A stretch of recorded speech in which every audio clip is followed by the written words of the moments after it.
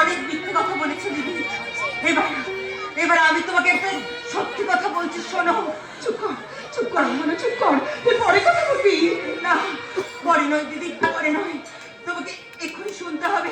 না, হ্যাঁ দিদি, জানো যে জানোয়ারটা আমার শ্বশুরের কাছে শিবানীর সঙ্গে বিয়ের কথাবার্তা করতে এসেছিল, ও পিছু নয়, ওর নাম তোমা। হ্যাঁ হ্যাঁ দিদি, ও ছিল আমার জীবনের প্রথম পুরুষ।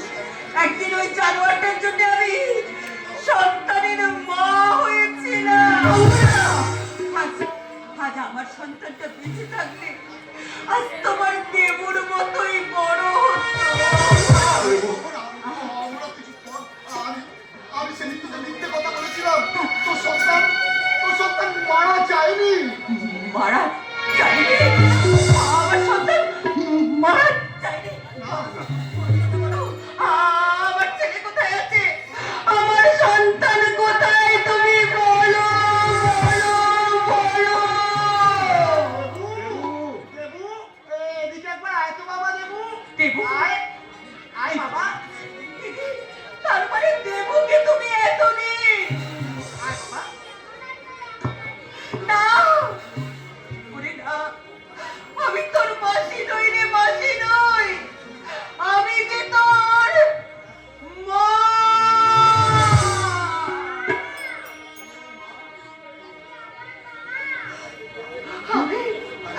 আয় খোকা, আমার বুকে আয়।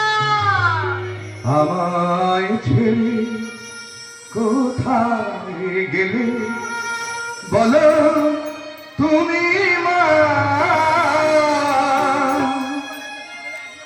তোমার মতো অমন করে কেউ তো ডাকে না, কেউ তো ডাকে না।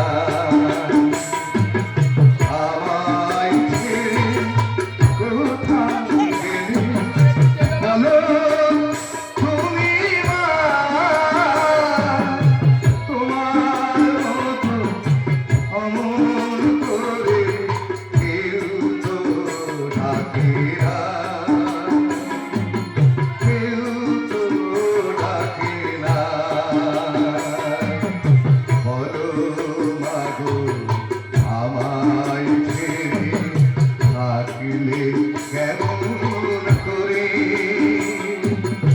তোমার দেহ ভালোবাসা আর তো পেলাম না। বলো মাগো আমায় ছেড়ে থাকলে কেমন